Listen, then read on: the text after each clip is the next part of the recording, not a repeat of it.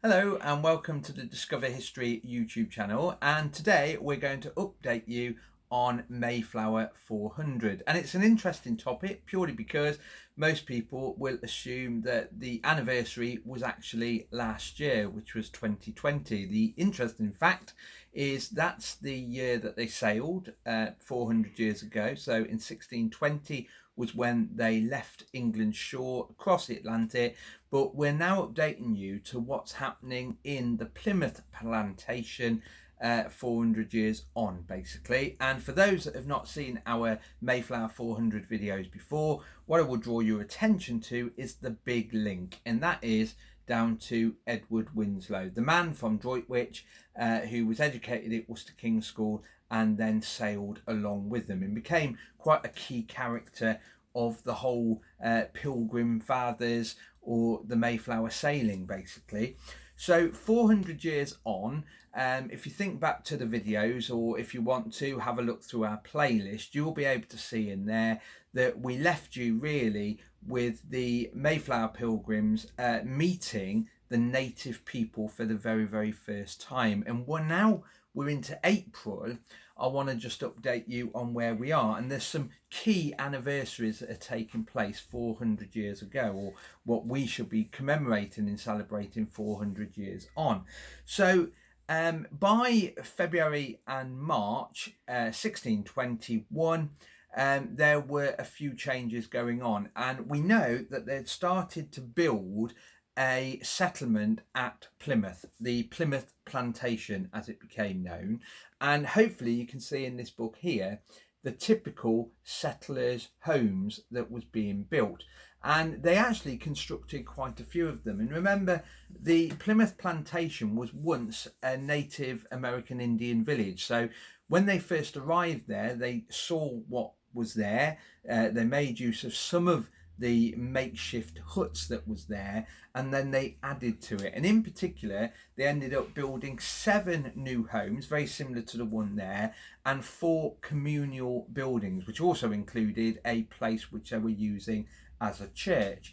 Now, when we left you in the last video, as I mentioned, there was the first contact with the native people, and in particular, they met up with a native Indian known as Somerset. And Somerset actually arrived in March, and he actually suggested that they should meet another native person. So we now have this fantastic Victorian illustration again, and remember, these are not to be taken it's an historical record as such, mainly because half the time what the Pilgrims are wearing is not accurate whatsoever.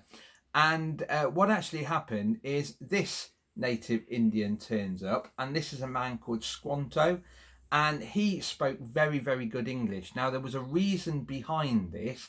He had been a native person that had actually been captured by some people from the West and was sold into slavery for a short period of time. And whilst he was in slavery, he actually was taught quite a bit of English, so he picked up English quite well.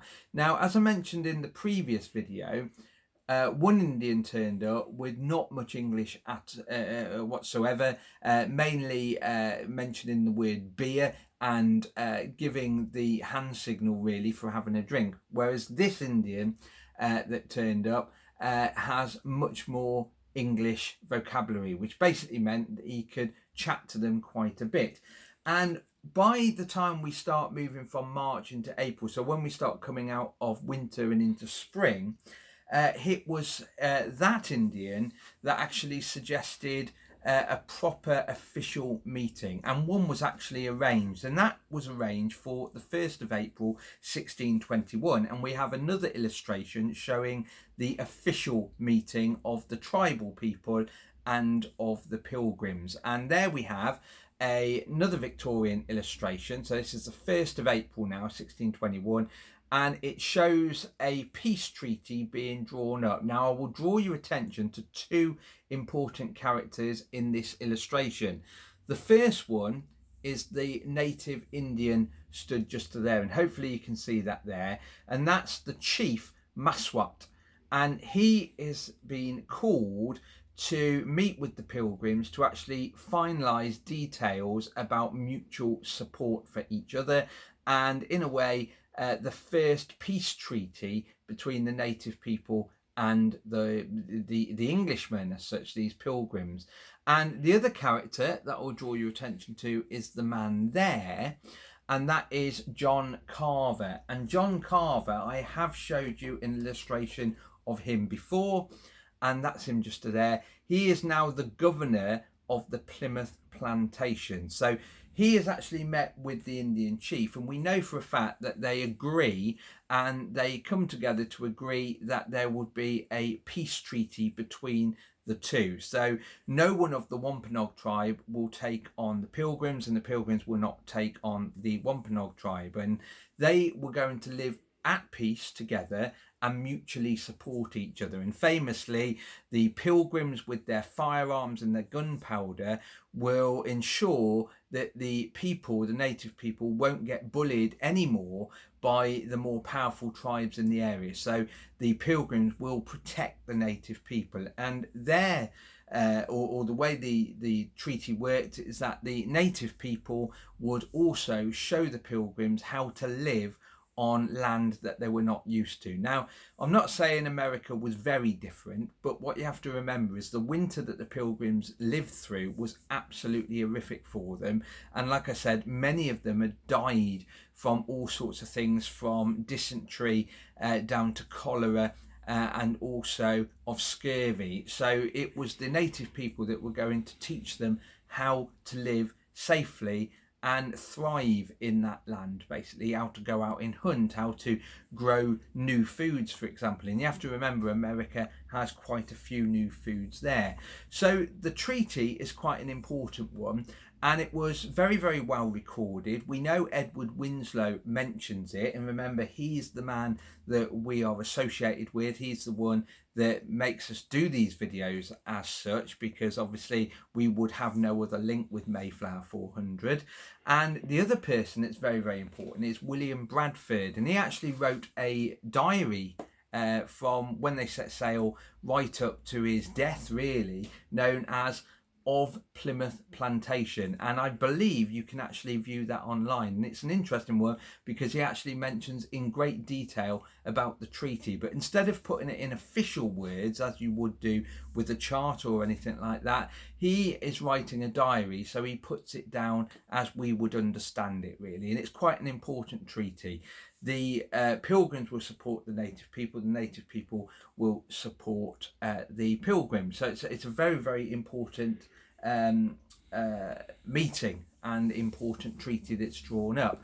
Now, when you get to the 5th of April 1621, we know for a fact from William Bradford's diary, he actually mentions the Mayflower sets sail. So the Mayflower leaves the shores of the Americas, leaves the area where the Pilgrims are, and they are now literally alone. It's literally the Pilgrims in the native land with the native people.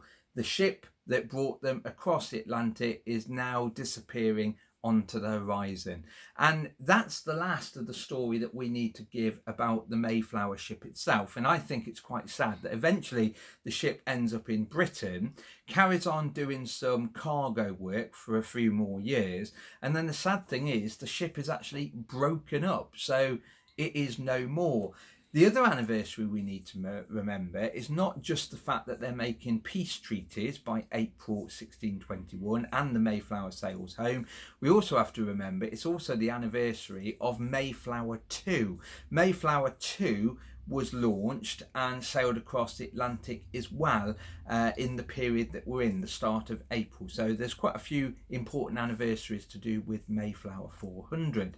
So hopefully that's updated you a little bit further. And as we said, now we've come out of lockdown, we won't be doing daily videos, but we will do these every now and again just to update you on different things. Mayflower 400 is quite an important thing for us. We're also involved at the moment with Charter 400. 400, because this year Worcester also celebrates its Great Charter from King James I or the 6th of Scotland, and we'll be doing some videos on those as we go through the year. Anyway, our walking tours are all available again, so if you want to come on a walk with me, do have a look on our website at www.discover-history.co.uk, and remember, you can either ring us, text us, or even send us an email wanting to do a walk. So on that note, hopefully you are enjoying yourselves as we come out of lockdown. Stay safe everyone, and we'll see you soon. Bye bye.